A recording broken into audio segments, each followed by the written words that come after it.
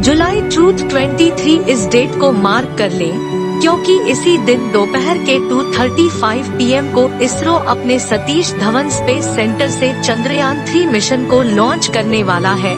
और इस बार इंटरेस्टिंग, उनका मेन गोल ही सॉफ्ट लैंडिंग करना होने वाला है, जो चंद्रयान 2 के वक्त उन्होंने कोशिश किया था मगर मिशन पहुंचे की फेल हो गया था।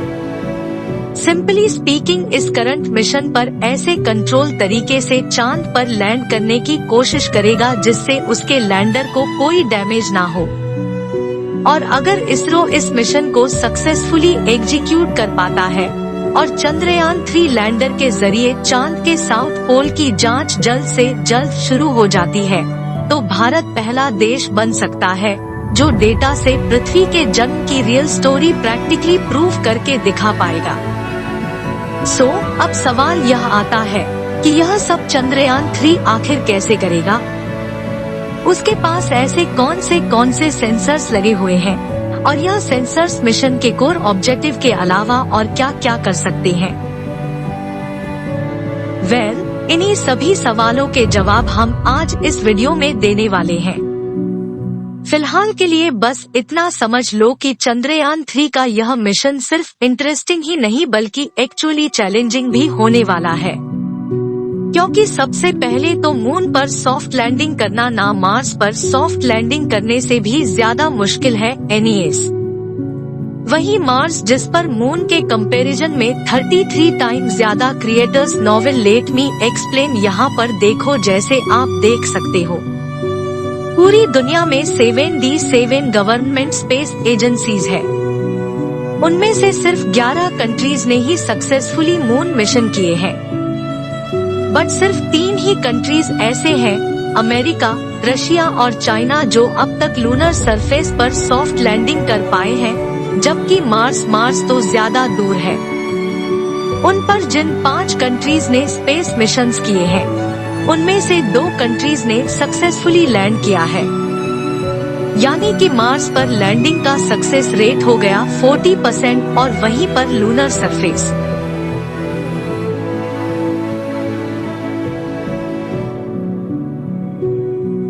पर 7%।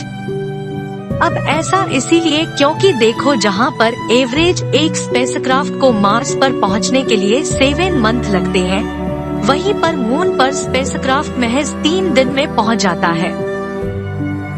अगर गलती से भी मून पर जाते वक्त स्पेसक्राफ्ट का पैच किसी भी रीजन से डिफ्लेक्ट होता है, तो इतने कम समय में उसे मनोवर करना यानी कि कंट्रोल करना और उसके पैर को करेक्ट करना ज्यादा डिफिकल्ट हो जाता है। टाइम कम है, डिस्टेंस कम है, डिफिकल्टी ज्यादा हो जाती है। और इससे भी ज्यादा दिक्कत तब आती है जब स्पेसक्राफ्ट को कैलकुलेटेड टाइम फ्रेम में लैंड नहीं कराया जाता। बेसिकली स्पेसक्राफ्ट की स्पीड के बेसिस पर स्पेसक्राफ्ट लैंडिंग का टाइम एस्टिमेट किया जाता है। मतलब सपोर्ट, अगर स्पेसक्राफ्ट की स्पीड 20,000 किलोमीटर बराबर है, तो उसे मून पर लैंड करने के लिए सिर्फ 15 से 30 मिनट का विंडो मिलता है। एडवाइस, स्पेसक्राफ्ट का खेल खत्म, यानी कि स्पेसक्राफ्ट का पाथ चेंज करो या ना करो, बुक क्रैश होने ही वाला है।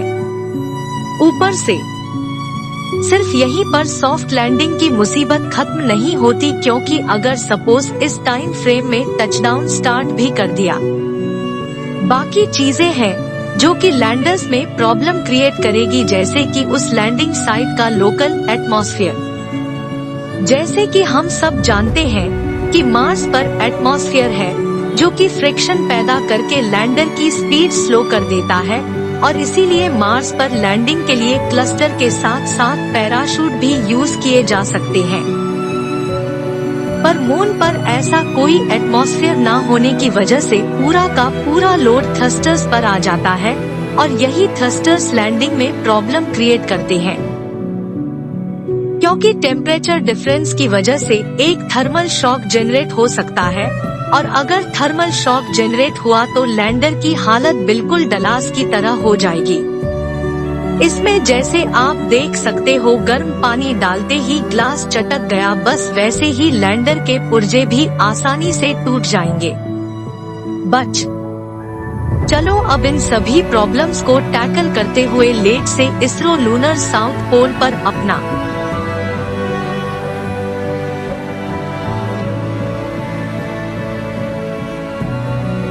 लैंडर लैंड भी कराता है।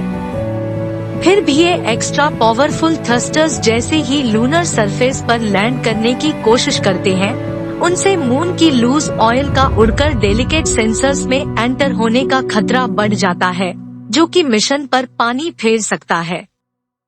अब इन दिक्कतों के ऊपर पिछली बार चंद्रयान 2 को लैंड जहां पर कराना था वो एरिया था मून का साउथ पोल। अब मून के साउथ पोल पर स्पेसिफिकली पूरे मून के कंपैरिजन में ज्यादा क्रेटर वैली और माउंटेन लैंडिंग गैलेक्सी को टारगेट करना और फिर एक्यूरेट उसी स्वीट स्पॉट पर लैंड को से कंट्रोल करके लैंड कराना, ये अपने आप में ये काफी डिफिकल्ट काम था।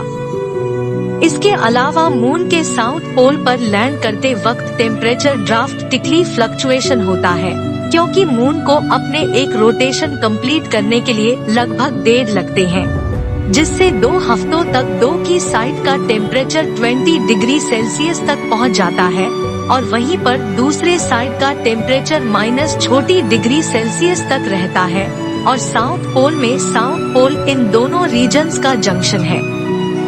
अब अगर गलती से भी लैंडर साउथ पोल पर अचानक से लैंड हुआ तो उसके साथ कम्युनिकेशन टूटने का खतरा तो रहता ही है। तो देखो, आपको शायद पता नहीं होगा, पर चांद के सदर्न पोल पर ऑलमोस्ट 24/7 अंधेरा ही रहता है। जब दिन भी होता है तो सिर्फ होराइजन पर ही दिखाई देता है, जिसकी वजह से क्रेटर और माउंटेन्स के पीछे छुपे कुछ एरियाज ने तो मून के फॉर्मेशन से लेकर अब तक सन देखा ही नहीं है। अब ऐसे में लैंडर के सोलर पैनल्स कैसे काम करेंगे? बस इन्हीं सब रीजन्स यानी कि लैंडिंग साइट डिटेक्ट करने के लिए समय न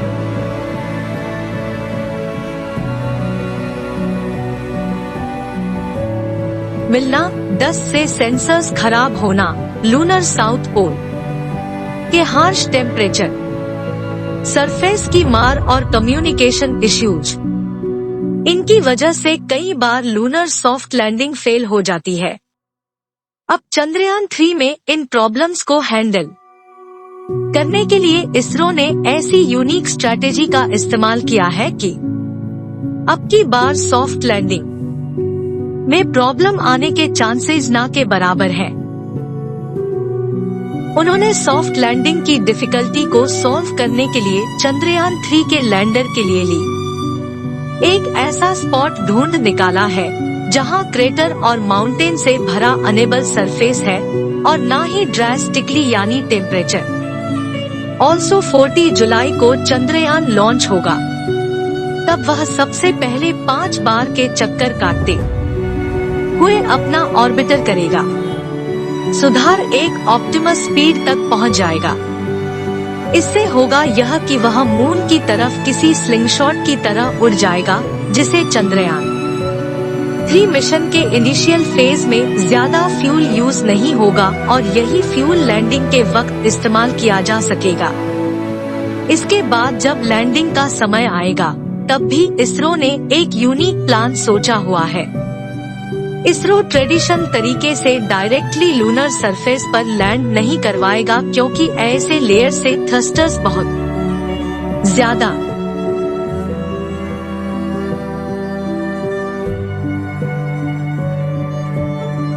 धूल उड़ा सकते हैं और उससे सेंसर्स खराब हो सकते हैं।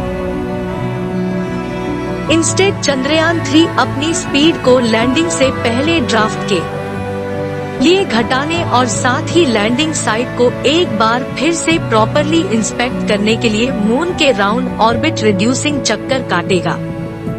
यानी ऑल नॉल सिर्फ इन 2 स्टेट्स यानी कि ऑर्बिटल मैनुअल्स और परफेक्ट लैंडिंग स्पॉट से चंद्रयान 3 सॉफ्ट लैंडिंग फेलियर्स के पहले 3 रीजन्स को टैकल कर सकेगा। इसके बाद रही बात 4th रीजन की विजुअल कम्युनिकेशन इश्यूज, तो उसके लिए चंद्रयान 3 चांद की सतह पर जांच अपने रोवर से करने वाला है, अपने लैंडर से नहीं, और इंस्टेड अपने लैंडर को धूप में खड़ा रखकर उसे रोवर और पृथ्वी के बीच सिग्नल्स रिले करवाने वाला है। इसे थोड़ा और आसानी से समझने के लिए सबसे पहले चंद्रयान 3 के आर्किटेक्चर को समझते हैं। अगर हम चंद्रयान 3 और उसके प्रीवियस चंद्रयान 2 के आर्किटेक्चर को कंपेयर करें तो हम देख सकते हैं कि इसकी डिजाइन में कोई मेजर डिफरेंस नहीं है। इसमें भी 2 मॉड्यूल है, प्रोपल्शन मॉड्यूल और लैंडर मॉड्यूल, जिनका एवरेज वेट एक टाटा हैरियर या ऐसी किसी एसयूवी जितना है, और कुल मिलाकर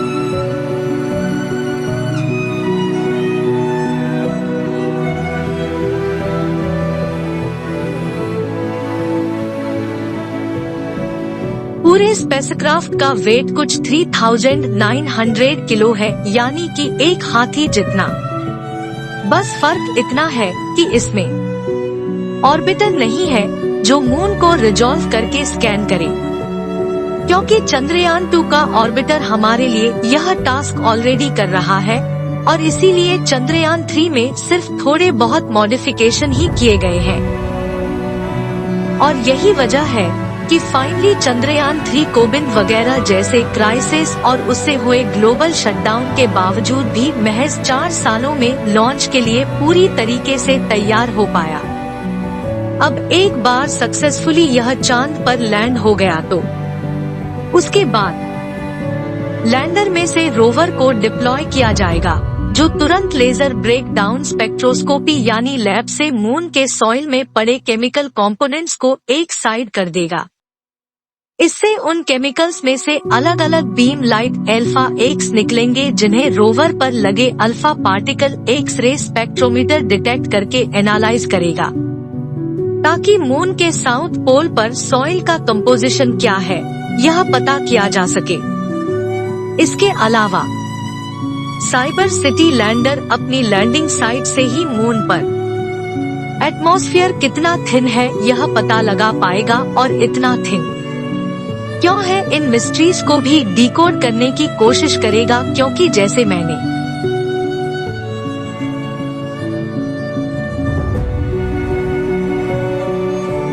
पहले कहा था कि मून पर ना के बराबर एटमॉस्फेयर है। पहले तो लोगों को लगता साइबर सिटी लैंडर अपनी लैंडिंग साइट से ही मून पर था कि मून में एटमॉस्फेयर है ही नहीं, लेकिन रिसेंट स्टडी में मालूम पड़ा कि मून के 10 किलोमीटर अल्टीट्यूड तक एक बहुत ही थिन आयनोस्फीयर या सिंपली चार्ज पार्टिकल से भरा एक हल्का सा एटमॉस्फेयर कर लिया है, और जिसके एडजस्ट करने का एक्यूरेट रीजन अब तक किसी को नहीं मालूम। चंद्रयान 3 का लैंडर बेसिकली अपने रैम और चेस्ट इन सेंसर्स की मदद से मून के आयनोस्फेयर के हीट कंडक्शन प्रॉपर्टीज और तापमान के बारे में हमें रिसाइज डेटा देगा। इसके अलावा मून पर अर्थक्वेक डिटेक्ट करने के लिए लैंडर पर इंस्ट्रूमेंट फॉर लूनर साइंस में एक्टिविटी यानी इंफ्रा डिटेक्टर फिट किया गया है, और लैंड रोवर प्रोब यानी एलपी भी लगाया गया है, जो सन से आती हुई प्लाज्मा वेव्स को डिटेक्ट कर पाएगा। यानी इन शॉर्ट मून का एटमॉस्फेयर पूरी तरह से सूरज के पावरफुल रेडिएशन का नतीजा है या फिर चांद के केमिकल कंपोनेंट्स का। इसका ट्रांसफर हमारा चंद्रयान 3 पता लगा सकता है, लेकिन यह तो सिर्फ लैंड रोवर की बात। इसरो ने प्रोपल्शन मॉड्यूल को भी 2-in-1 के जैसे इस्तेमाल किया। फर्स्टली उन्होंने स्पेस पेट्रोप्लारी में 3 ऑफ हैवी टेबल प्लानेट अर्थ यानी शीप नाम का एक इंस्ट्रूमेंट इंस्टॉल किया है, जो आज की तरह हैवी टेबल एक्सोप्लैनेट को भी डिटेक्ट करके उनके केमिकल कंपोजिशन को स्टडी कर सकता है। देन डिटैच होने के बाद प्रोपल्शन मॉड्यूल रिले सैटेलाइट की तरह काम करेगा, जहां वह ल्यूनर साउथ पोल पर भी मैसेजेज और डाटा इंटरसेप्शन ना हो। इसीलिए रोवर और लैंडर से आए इम्पोर्टेंट डेटा पृथ्वी पर मौजूद इसरो के इंडिया डीप स्पेस नेटवर्क के एंटेना की ओर रिले करेगा। अब यह बहुत ही बड़ा स्टेप है, क्योंकि इससे हमें किसी और देश के रिले सैटेलाइट की जरूरत नहीं पड़ेगी और हमारा डाटा भी सिक्योर रहेगा, क्योंकि पहले से बहुत बार हो चुका है। इसरो से आया डाटा दूसरे कंट्रीज चुरा पाए थे। अब अगर देखा जाए तो यह